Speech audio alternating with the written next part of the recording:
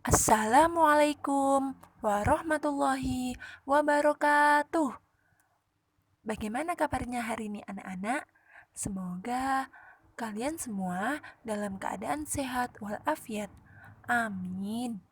Seperti biasa, sebelum memulai pelajaran, marilah kita berdoa terlebih dahulu agar ilmu yang kita dapatkan bisa bermanfaat. Bismillahirrahmanirrahim. Rabbi zidni ilma warzuqni fahma. Amin. Oke anak-anak, sebelum memulai pelajaran, Bu Inayah punya video nih. Yuk simak video berikut ini.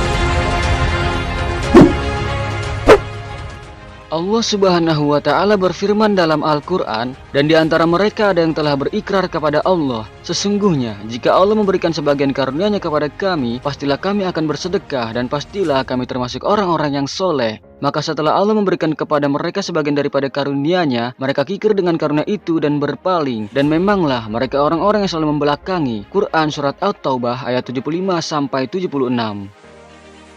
Diriwayatkan dari Abu Umamah Al-Bahili tentang sebab turunnya ayat ini bahwa pada mulanya Sa'labah bin Hatib Al-Ansori senantiasa pergi ke masjid Rasulullah di siang dan malamnya. Keningnya bagikan lutut unta karena banyaknya bersujud di atas tanah dan batu-batu, dan Sa'labah kala itu adalah seorang yang sangat miskin. Pada suatu hari selepas sholat berjamaah dengan Rasulullah dan para sahabat, Sa'labah langsung keluar masjid tanpa sibuk berdoa setelah sholatnya. Maka bertanyalah Nabi SAW kepadanya, "Kenapakah engkau melakukan perbuatan orang munafik?" Dengan tergesa-gesa keluar, Sa'labah menjawab, "Ya Rasulullah, aku keluar karena aku dan istriku hanya mempunyai satu kain saja, yaitu yang ada pada tubuhku ini. Aku sholat dengan kain ini, sedangkan istriku telanjang di rumah. Kemudian aku kembali kepadanya, lalu menukar kain ini. Barulah dia mengenakannya, lalu sholat dengannya. Maka doakanlah aku kepada Allah agar dia mengaruniai aku harta." Lalu Nabi SAW berkata, "Hai Sa'labah, sedikit yang kamu syukuri adalah lebih baik daripada banyak yang tak kuat kamu menanggungnya."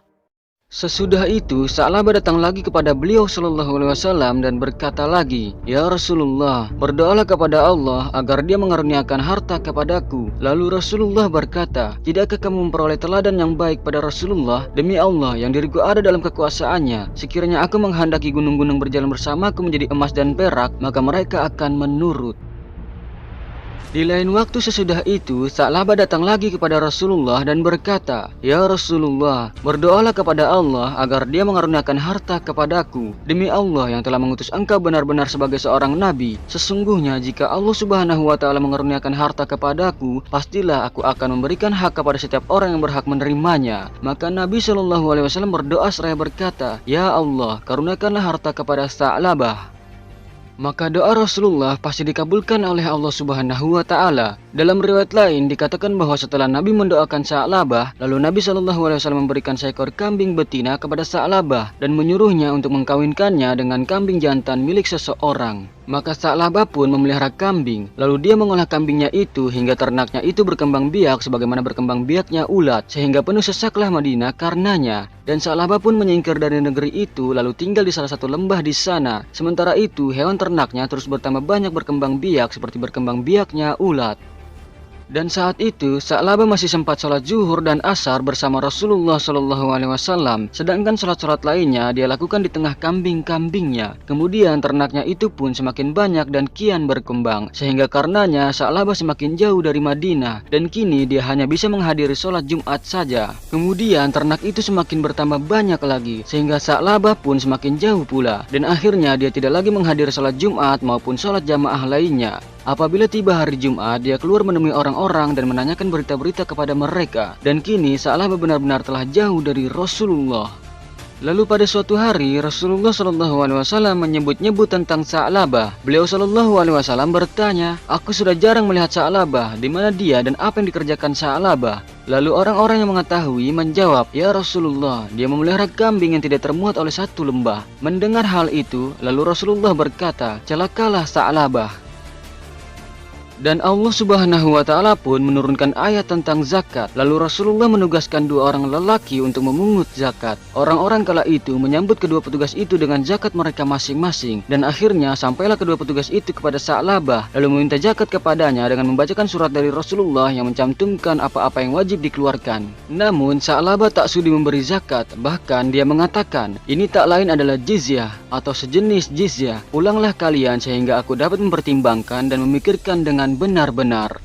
Tatkala kedua petugas zakat itu kembali kepada Nabi Shallallahu Alaihi Wasallam, beliau berkata kepada mereka sebelum mereka sempat berbicara apa-apa kepadanya, "Oh celakalah Sa'labah, oh celakalah Sa'labah." Setelah itu Allah Subhanahu wa Ta'ala menurunkan ayat ini. Allah Subhanahu wa Ta'ala berfirman, dan di antara mereka ada yang telah berikrar kepada Allah, sesungguhnya jika Allah memberikan sebagian karunia-Nya kepada kami, pastilah kami akan bersedekah dan pastilah kami termasuk orang-orang yang soleh. Maka setelah Allah memberikan kepada mereka sebagian daripada karunia-Nya, mereka kikir dengan karunia itu dan berpaling. Dan memanglah mereka orang-orang yang selalu membelakangi. Quran Surat At-Taubah ayat 75-76.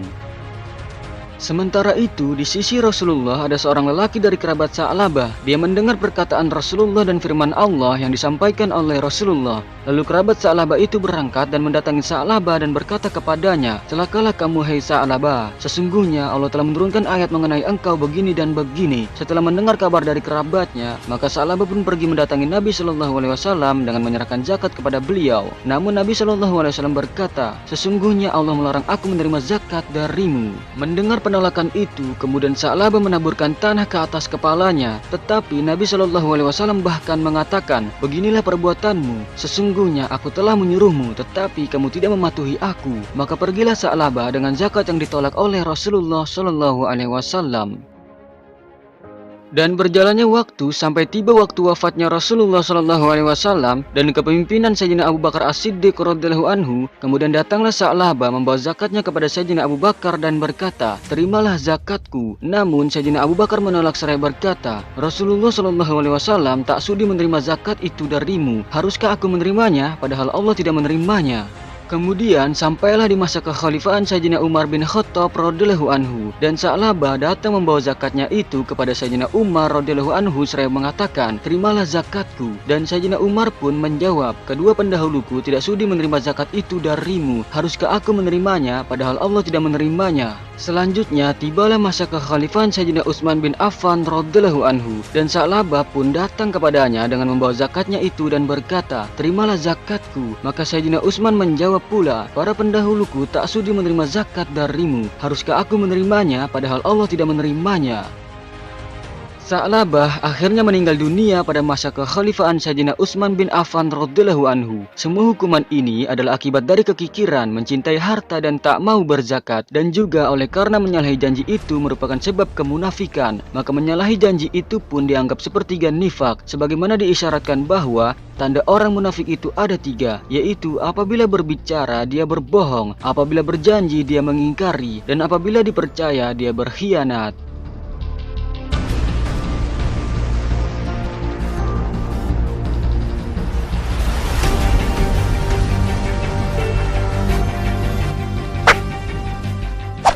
Sahabat beriman yang insya Allah dirahmati Allah Subhanahu wa Ta'ala, maka dari itu janganlah kita seperti Sa'labah yang ingkar dan kikir, dan sudah sepatutnya kita untuk memiliki sifat dermawan, sebagaimana yang telah disampaikan Rasulullah Shallallahu Alaihi Wasallam dari Sayyidah Aisyah radhiyallahu anha bahwa Rasulullah bersabda, "Kedermawanan itu pohon yang pangkalnya ada dalam surga, sedang dahan-dahannya menjutai ke dunia. Barang siapa bergantung pada salah satu dahannya, maka ia akan ditarik olehnya ke surga. Dan kekikiran ialah pohon yang pangkalnya ada di neraka, sedangkan dahan-dahannya menjutai ke dunia. Barang siapa bergantung pada salah satu dahannya, maka ia akan ditarik olehnya ke neraka."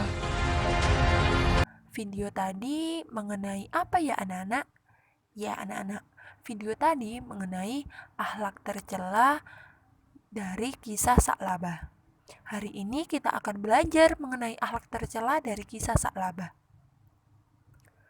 Setelah kalian menyaksikan video tersebut, bagaimana sih menurut pendapat kalian tentang pribadi Sa'labah? Akhlak tercela apa yang harus dihindari dari kisah Sa'labah? Dan bagaimana hikmah apa yang dapat kalian ambil dari kisah Sa'labah? Yuk kita cari tahu sama-sama ya. Allah sangat murka kepada orang yang berakhlak tercela. seperti dalam kisah Sa'labah, sampai tergambar dalam Al-Quran surat At-Taubah ayat 75-78. Kisah Sa'labah. Sa'labah itu orang yang mengingkari janji karena ketika ia mendapatkan kenikmatan namun tidak melakukan kewajibannya untuk melaksanakan sholat dan berzakat, dan ia termasuk orang yang kufur nikmat. Orang yang kufur nikmat itu apa sih anak-anak? Ya, kita artikan satu-satu ya. Kufur berarti menutupi atau mengingkari. Sedangkan nikmat adalah pemberian. Maka kufur nikmat adalah mengingkari pemberian Allah dengan cara menyalahgunakannya, melalaikannya, dan memakainya untuk jalan yang tidak disukai oleh Allah. Seperti dalam cerita kisah Sa'labah. Akibat yang ditimbulkannya dari perilaku Sa'labah yang telah melupakan nikmat yang diberikan oleh Allah, maka akibatnya dimurkai oleh Allah atau tidak disukai oleh Allah dan tidak disukai oleh orang, kesengsaraan di dunia dan adab di akhirat. Maka anak-anak jangan tiru perilaku dari Sa'labah. Hal ini dari kisah Sa'labah tersebut kita dapat hikmah. Hikmah apa yang dapat kita ambil dari kisah Sa'labah? Ya, yang pertama selalu rajin beribadah, baik dalam keadaan sempit maupun lapang. Selalu menepati janji. Sadar bahwa bila kita ingkar, maka akan mendatangkan laknat Allah. Menyadari bahwa akhlak tercela akan menyiksa diri sendiri. Selalu patuh dan taat akan perintah Allah, seperti sholat, kita berzakat, berpuasa, dan kita harus beribadah hanya kepada Allah Subhanahu wa Ta'ala. Jangan yang lain, harus berniat kepada Allah Subhanahu wa Ta'ala. Yang terakhir, menghindari sifat takabur. Sifat takabur itu ialah sifat sombong dan kikir ataupun pelit.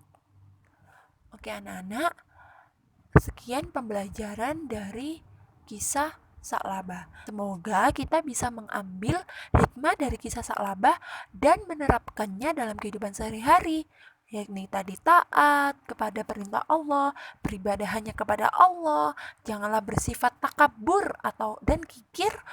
Sekian pembelajaran dari Bu Inayah, semoga bermanfaat. Assalamualaikum warahmatullahi wabarakatuh.